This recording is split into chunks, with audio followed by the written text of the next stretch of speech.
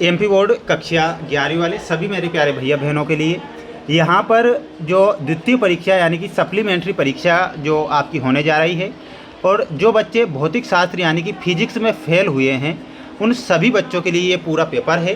प्यारे विद्यार्थियों, मेरा आपसे सिर्फ यही कहना है कि अगर आप पेपर देखते हैं तो 100% प्यारे विद्यार्थियों पूरा पेपर ध्यान से देखें और इन प्रश्नों को याद करें, क्योंकि ये प्रश्न प्यारे विद्यार्थियों 100% प्यारे विद्यार्थियों ऐसे प्रश्न आते हैं जो मैं आपको यहाँ पर इस वीडियो के माध्यम से बता रहा हूँ। सभी प्यारे भैया बहनों से मेरा यही कहना है कि प्यारे बच्चों, आपके लिए डेली लाइव क्लासें चल रही है, तो आप सभी बच्चे लाइव क्लासों में ज़रूर जुड़ें। जो बच्चे आज हमारे साथ चैनल पर नए जुड़े हैं, जो वीडियो देख रहे हैं, तो वो सभी बच्चे चैनल को सब्सक्राइब कर लीजिएगा, क्योंकि मैं आपको जो पेपर बताता हूँ और 100% प्यारे विद्यार्थियों उनमें से ही प्रश्न बनते हैं और छपते हैं। तो ये पूरा का पूरा पेपर है जो परीक्षा में आपको दिया जाएगा और आपसे पूछा जाएगा, तो इसलिए आप इस पूरे पेपर को ज़रूर देखें।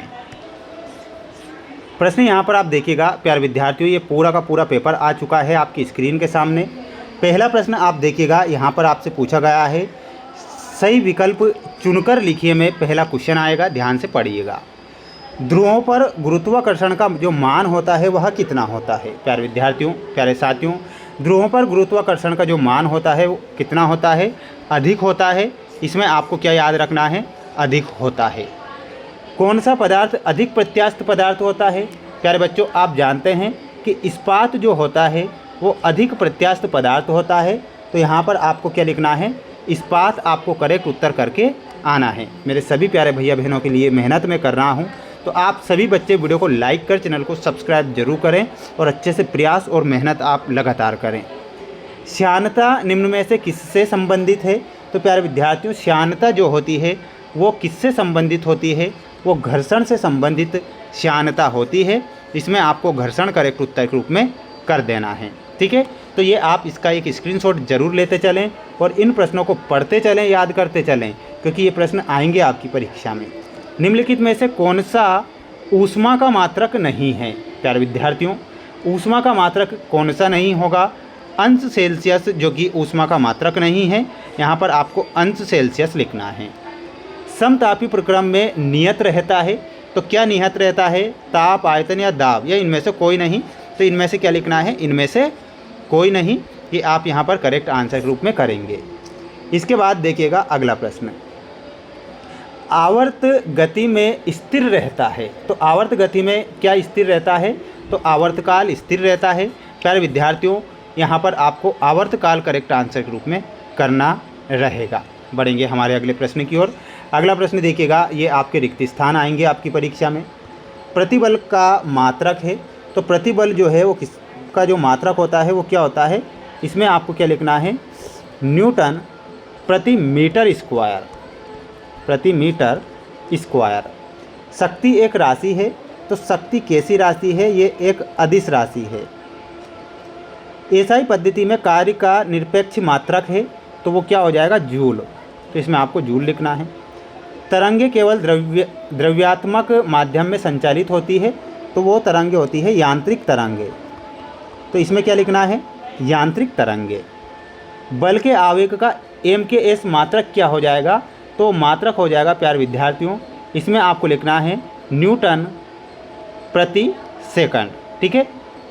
वे सभी निर्देश फ्रेम जिसमें न्यूटन की गति के नियम लागू होते हैं कहलाते हैं, उन्हें जड़त्वीय फ्रेम कहलाते हैं। क्या कहलाते हैं?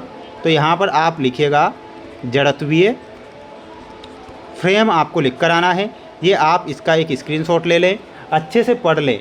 जब तक आप मेहनत नहीं करेंगे प्यारे विद्यार्थियों, बिना मेहनत के तो पेपर नहीं निकलता है, ये तो आप भी जानते हैं। अगर आपने पहले मेहनत कर ली होती तो क्या आप द्वितीय परीक्षा देते? नहीं देते। तो वही बात पड़ती है, किसी गैस का ताप बढ़ाने पर उसके अणुओं की गतिज ऊर्जा घट जाती है। तो प्यारे विद्यार्थियों, ये क्या लिखना है आपको? असत्य लिखना है। अगला है, आवृत्ति का विमीय सूत्र m0 l0 t+1 है, तो ये क्या लिखना है? सत्य लिखना है। किसी चक्रीय प्रक्रम में गैस की आंतरिक ऊर्जा नियत रहती है, ये सत्य लिख कर आना है आपको। गुरुत्वाकर्षण नियतांक अदिश राशि है, बिल्कुल ये आपको सत्य लिखना है। प्रत्येक ग्रह सूर्य के चारों ओर वृत्ताकार कक्षा में चक्कर लगाते हैं, क्या नहीं लगाते हैं? तो असत्य लिखना है।